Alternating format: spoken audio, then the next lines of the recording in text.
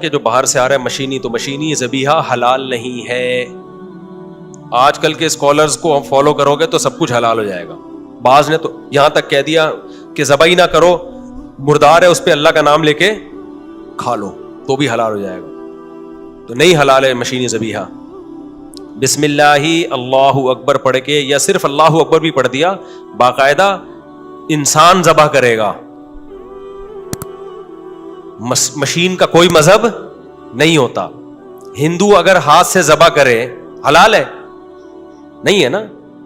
یہود و نصارہ ذبح کریں، اہل کتاب ہیں، اس لیے اسلام نے اجازت دے دی، بشرطے کہ سچی مچی کے اہل کتاب ہو وہ. تو مسلمان بھی ہو تو انسان کا اس میں بڑا دخل ہے.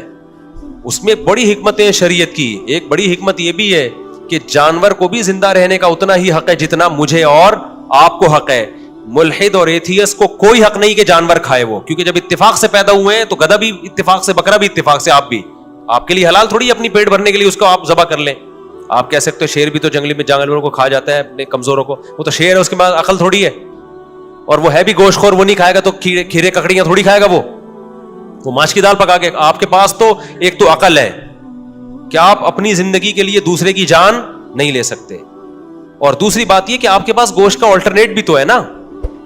آپ اناج کھائیں، دال کھائیں.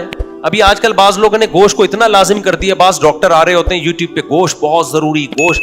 مانتا ہوں میں بھی، اسلام نے بھی گوشت کو پروموٹ کیا ہے، لیکن ڈاکٹروں کو بالکل، یوٹیوب کے ڈاکٹروں کو مسلط نہ کیا کرو کھوپڑی کے اوپر. میں نے 20 دفعہ تجربہ کیا ہے کہ بڑے سے بڑے یوٹیوب پہ اسکالر آ رہے ہوتے ہیں، محلے کا ڈاکٹر اس سے زیادہ سمجھدار ہوتا ہے. جیسے لوگ اپنے محلے کے مولوی کو لفٹ نہیں کراتے نا، اس کو گھر کی مرغی دال برابر، ایسے ہی محلے کے پڑوس کے ڈاکٹر کو لفٹ نہیں کراتے. یوٹیوب پہ وہ ڈاکٹر ہے فلاں ڈمکانا اور ریسرچ پیپر. ابے تمہیں کیا پتا یہ ریسرچ پیپر ایسا تو نہیں اپنے گھر میں فوٹو کاپی کی مشین لگائی ہوئی ہے. گوگل میں ریسرچ پیپر کے نام پہ بہت کچھ ملتا ہے، اوٹ پٹانگ چیزیں ملتی ہیں. تو جب بھی کوئی ریسرچ کے نام پہ بڑے بڑے ڈاکٹروں کی تحقیق پڑھا کرو، اپنے کلینک میں آؤ، اپنے ڈاکٹر کو، ڈاکٹر صاحب یہ وہ بتا دے گا یہ صحیح ہے یا کیا ہے غلط ہے. اپنے محلے کے ڈاکٹر کو لفٹ کرایا کرو. تو محلے کے ڈاکٹر کے پاس جاؤ گے، وہ کہے گا گوشت بہت اچھا ہے، لیکن ہندو 90 سال صرف سبزی پہ بھی زندہ رہ لیتے ہیں. وہ الگ بات ہے کہ جب آتے ہیں تو پھر ہم چائے پلا کے واپس بھیجتے ہیں کہ ہم گوشت کھاتے ہیں. گوشت کی بہرحال ایک تاثیر ہے، لیکن فرض واجب. ابے کیا ہو گیا، تم سمجھتے کیوں نہیں بات کو؟ جب سبزی اور گوشت کا مقابلہ ہوتا ہے تو فتح کس کو ہوتی ہے؟ گوشت خور کو. ایکچولی میں یہ کہنا چاہ رہا تھا، ٹھیک ہے نا. تو گوشت بہت فائدہ، تبھی اسلام نے گوشت کی زیادہ ترغیب دی ہے نا. ہر جگہ گوشت ہی گوشت رکھا ہے، عقیقے پہ گوشت، بقرعید پہ گوشت، ولیمے پہ گوشت وغیرہ وغیرہ. 4 دفعہ شادی پہ 4 دفعہ گوشت. بکری ہے نا، بکرا کاٹو اس میں ولیمے میں. تو جب بھی بچے پیدا ہوں، 16 بچے پہ میرے 16 دونی 32 بکرے میرے اوپر ابھی تک، اس لیے میں نے عقیقہ نہیں کیا سب بچوں کا. بکرے نہ شارٹ ہو جائے مارکیٹ سے یار.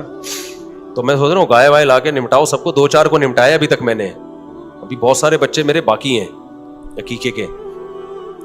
تو اب کیا ہے، لیکن فرض واجب نہیں ہے. ہندو سبزی کھا کے بھی 90 سال زندہ رہ سکتا ہے. تو ملحد کو گوشت کھانے کا حق نہیں ہے، کیونکہ جانور کی زندگی لینی پڑتی ہے.